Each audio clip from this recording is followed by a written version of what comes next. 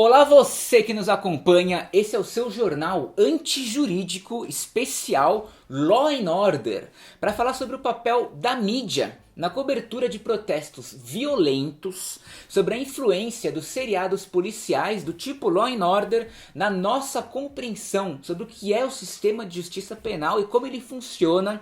Também vamos falar sobre a importância das guerras no capitalismo, um pouco sobre a origem das polícias, a diferença entre reformas reformistas e reformas abolicionistas, e é claro que eu também vou falar sobre abolicionismo e um pouco mais de Black Lives Matter, beleza? E antes de mais nada, como sempre, aquele abraço para todos os nossos colaboradores que mantêm esse jornal antijurídico de pé através lá do nosso Apoia-se, colaborando e apoiando o quanto podem pelo tempo que quiserem. E também lembrar que a gente tem uma parceria especial com a editora Boitempo. Nesse link aqui, comprando livros nesse link, uma parte do valor é destinada a financiar esse jornal antijurídico abolicionista muito louco, beleza? Então, bora lá! Porque a rua hoje é um atrativo, a pessoa gosta de caminhar. Você tá aí sentado em casa, achando graça disso tudo.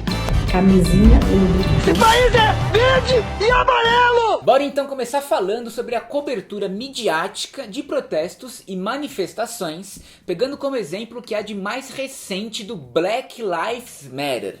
Principalmente quando o foco dessa cobertura midiática são os atos de vandalismo. Para início de conversa, a gente precisa lembrar, quando assiste a essas cenas aí, que o verdadeiro problema que a gente está enfrentando não é o saque de lojas, a queima de pneus ou muito menos a destruição de fachadas de bancos. Você nunca na sua vida ouviu um ministro da justiça, tipo aquele lá que a gente tinha, que era ministro da justiça, agora tá em baixa, que era juiz, agora não pode nem advogar mais, o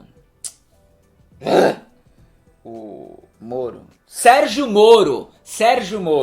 Então, você nunca viu ele, nem ninguém falando coisas do tipo: precisamos enfrentar a corrupção, o tráfico de drogas e essa queima de pneus e destruição de vitrines de lojas que sempre vitimou tantos brasileiros inocentes nesse país. Nenhum ministro da justiça nunca falou isso, porque nem de longe que o nosso problema é esse tipo de coisa ou as perdas materiais decorrentes disso.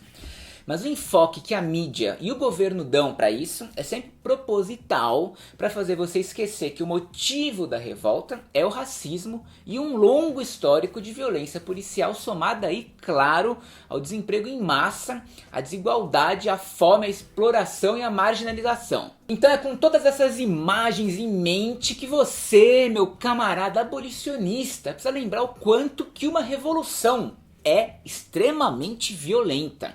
Se liga que lá nos States, todo esse aparato policial e militar foi colocado em cena para restabelecer a ordem por causa de vidros quebrados e carros queimados. Imagina só então você, o que não irá enfrentar quando houver uma real e iminente ameaça na atual distribuição de poder. Portanto, não se esqueça nunca que a polícia é a linha de frente do capitalismo e do seu melhor amigo, que é o racismo. E que o sistema de justiça sempre vai proteger os policiais de todas as consequências dos seus atos, pois sem esses atos, esse sistema sequer iria existir. Outra coisa muito importante, já que eu citei a cobertura da mídia, é a gente pensar no papel dela nisso tudo quando o assunto é sistema de justiça. E olha que eu nem tô falando e nem vou falar do populismo penal midiático que a gente vê cotidianamente na TV, durante a tarde, na dita Hora do Terror. E aí você coloca aí Cidade Alerta, Brasil Urgente, Operação de Risco, Alerta Nacional, Polícia 24 horas e por aí vai. Nesse momento eu tô falando do entretenimento hollywoodiano mesmo, de programas como CSI e Law & Order, que muitos de nós cresceram assistindo na TV, até porque Law & Order tá no ar, produzindo temporadas sem parar há mais de 20 anos. E isso fora todos os filmes mesmo que retratam detetives, investigadores, policiais de rua, promotores, peritos e todos os personagens possíveis desse universo onde eles são o foco. As vítimas, as testemunhas e os suspeitos são geralmente personagens descartáveis que assim que acaba o episódio você esquece para sempre da existência deles. Esses programas eles dão um verdadeiro ciricutico na nossa cabeça, porque por um lado a gente vê essa cultura pop que fetichiza a atuação da polícia e da aplicação da lei. E por outro lado existe o quê? A vida real, onde a gente vê que as coisas não são bem assim. Na verdade, todos esses dramas policiais, eles servem para o público, eu e você, né, aprender a ver o mundo da perspectiva da polícia e da luta da polícia contra o crime e a violência. Esses programas vão transformando a polícia quase que em um mito, ao mesmo tempo em que garantem que esse ponto de vista unilateral da polícia seja o dominante na cultura popular. Fora que, né, vamos combinar, é sucesso garantido. Crimes cabulosos resolvidos em menos de 1 hora de episódio, de uma forma super inteligente e profissional que distorce por completo como que os departamentos de polícia de fato funcionam e o quão eficazes na solução de crimes eles realmente são. E por fim, cara, para milhões de pessoas, não só nos Estados Unidos, mas aqui no Brasil e também no mundo todo, porque o alcance dessa cultura pop americana é global, infinito, né? Esse tipo de programa é a porta de entrada para muitas pessoas começarem a pensar e a formar uma opinião sobre o sistema de justiça criminal. Como se as noções de lei e ordem desses programas aí hollywoodianos fossem universais, que nem a matemática. Só que é um universal que partiu ali da cabeça de uma elite branca norte-americana. Para além disso tudo, você que é uma pessoa esperta, um abolicionista loucão, não pode perder de vista que a polícia é uma extensão do Estado capitalista. Quando esse Estado entra em crise, a resposta para isso é o Estado policial. E o Estado policial, bicho, ele por sua vez fincou suas bases em todas as crises do capitalismo global. Porque além de conter as revoltas, ele é também uma estratégia de acumulação. Quando a gente enfrenta uma estagnação, uma recessão, uma crise, o caralho de que for de ruim na economia, o Estado busca o quê? Desenvolver aparatos de guerra, de controle social, de repressão, de vigilância para continuar gerando lucro apesar da crise. É daí que se intensificam todas as guerras. A guerra ao terrorismo, a guerra às drogas, perseguição de imigrantes e refugiados, militarização das fronteiras, construção de muros, campos de detenção, complexos prisionais e sistemas de vigilância eletrônica e monitoramento digital. Toda essa rede de violência, repressão e controle social são fontes de renda, formas de lucrar, que ao longo da história têm se mostrado cada vez mais importantes durante as crises econômicas. As guerras, elas tiram o sistema capitalista da crise. Só que quando uma guerra termina, a gente tem uma oferta enorme de armas, equipamentos e veículos da indústria militar que acabam repassando, né, vendendo todos esses suprimentos excedentes para onde? Para a polícia. Mas não pense você que são só suprimentos, né, coisas materiais. Também estamos falando aqui de recursos humanos e de uma oferta igualmente gigante de soldados, tenentes, generais, toda a escadinha aí deles, que quando voltam de uma guerra vão trabalhar onde?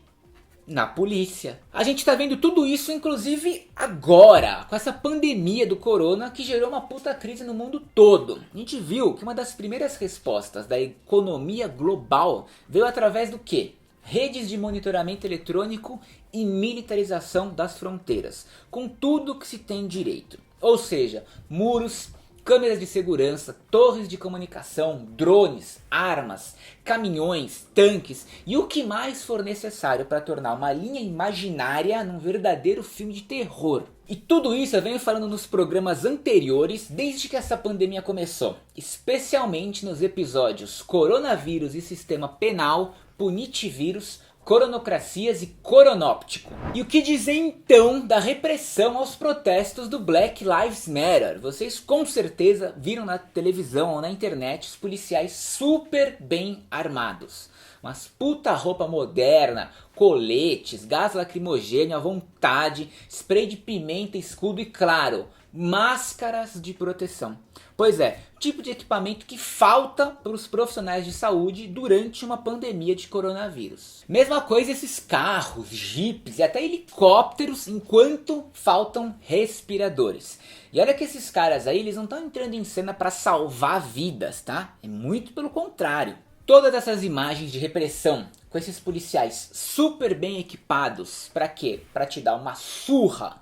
Enquanto os profissionais de saúde não têm o básico, para quê? Para cuidar de você, isso deve servir de lembrete para sempre, para você lembrar sobre onde que o governo aloca os recursos. Suas escolhas determinam suas prioridades. Agora vamos combinar que parece que já existe um consenso entre nós de que a polícia é um problema. A divergência começa se o problema é individual, tipo, existem policiais ruins, racistas, violentos, psicopatas, ou se é a instituição polícia o verdadeiro problema. Para a turma que vê o problema como individual, a solução apresentada é sempre reformista. Melhorar os treinamentos, mais regras, mais protocolos, mais investimento em tecnologias, garantir que os maus policiais sejam mesmo processados e responsabilizados e por aí vai. Enfim, soluções cosméticas que seguem legitimando e expandindo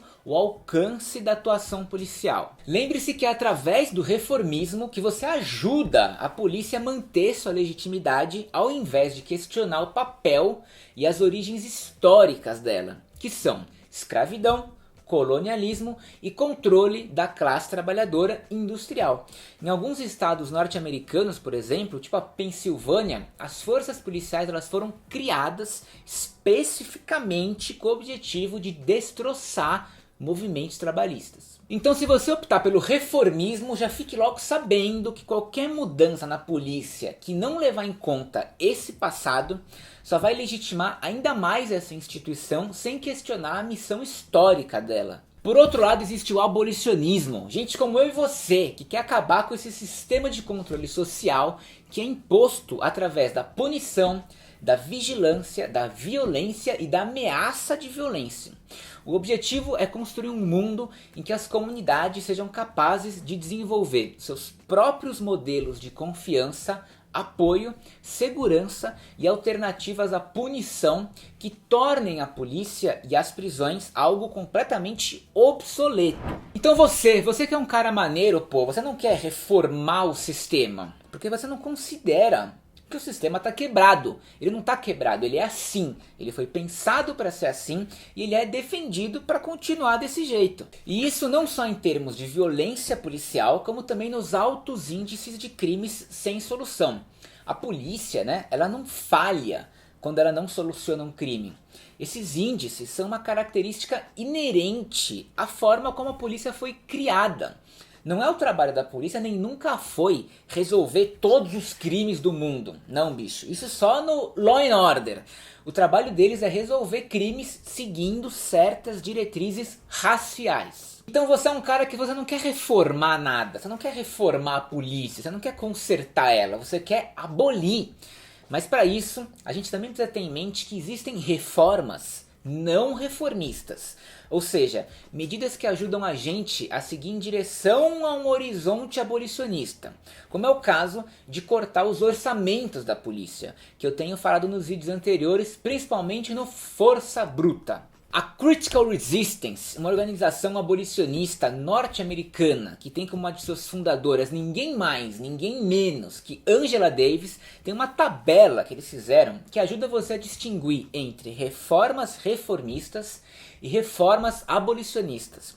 Para isso, há 4 perguntas que você tem que fazer. Primeira, a solução apresentada reduz o orçamento da polícia? Se a resposta é não, é uma reforma reformista. 2. A solução apresentada desafia a noção de que a polícia aumenta a segurança? Se a resposta é não, é uma reforma reformista de novo. 3. A solução reduz as ferramentas, táticas e tecnologias da polícia? Se a resposta é não, porra bicho, de novo, reforma reformista. 4. A solução reduz a escala, ou seja, o alcance do policiamento? Se a resposta é não, é uma reforma reformista. Os Estados Unidos já comprovaram pra gente como que de tempos em tempos o reformismo da polícia e das leis só serve para legitimar e encorajar ainda mais o encarceramento em massa. Teve reforma nos anos 60, nos anos 90, em 2013 para acalmar os ânimos do surgimento do Black Lives Matter e agora de novo em 2020 inúmeras propostas reformistas surgiram novamente para acalmar esses mesmos ânimos do Black Lives Matter. No mais, você precisa ter o discernimento de entender que a luta abolicionista é pelo fim da polícia, mas é também pelo fim de todos os sistemas interligados com a polícia, como o complexo industrial prisional, o complexo industrial militar, a indústria da vigilância e, de novo, as malditas militarizações das fronteiras. Todos esses sistemas compartilham das mesmas estratégias, das mesmas armas, da mesma tecnologia, até da mesma linguagem. Enfim, eles se reforçam e se retroalimentam. Então é por essas e por outras que ser abolicionista significa necessariamente ser anti-imperialista e internacionalista. E digo internacionalista porque essa é uma luta pela libertação geral. As armas brasileiras são exportadas para a África. O gás lacrimogêneo israelense é jogado no povo do Chile. Os drones do Canadá monitoram as fronteiras na Grécia e por aí vai. Isso sem contar os inúmeros treinamentos, né? As polícias, elas treinam umas com as outras, fazem ali seus intercâmbios e exportam todas as suas práticas racistas para um mercado global. E também é bom lembrar que todos os fundadores do que a gente chama hoje de policiamento, eles atuaram reprimindo levantes estrangeiros, desenvolvendo e aprimorando todas as suas técnicas ao longo da história através de excursões imperialistas. Então a abolição de todos esses complexos é um pilar essencial para a gente ser capaz de criar e de imaginar novos modelos de sociedade, modelos, pelo amor de Deus, né, anticapitalistas e anti-autoritários. E o resumo da ópera é que as pessoas surtam quando a gente fala em abolicionismo penal, mas elas se esquecem ou não param para pensar que de certa forma o abolicionismo já existe para algumas pessoas. Pensa aí no bairro mais rico da cidade mais rica do estado aí que você vive. Ali, nesse bairro, a interação dessas pessoas com a polícia já é zero. Isso significa que problemas na escola são resolvidos na escola, confusões no prédio são mediadas, né, por outros moradores, para crises de saúde mental e problemas com drogas, ambulâncias são chamadas, enfim, todos naquele bairro já têm os recursos necessários para viver. Casa, emprego, plano de saúde, lazer, ou seja, praticamente tudo que nós, abolicionistas, defendemos que é necessário para uma sociedade ter para superar as prisões e a polícia. Então é isso aí, meu povo. Não esquece de se inscrever no canal, comprar os livros da Boitempo, ajudar a gente no Apoia-se e seguir também no Instagram e no Twitter, que agora eu tô fazendo vários vídeos lá no estilo TikTok, que eu descobri esses dias. Valeu, falou!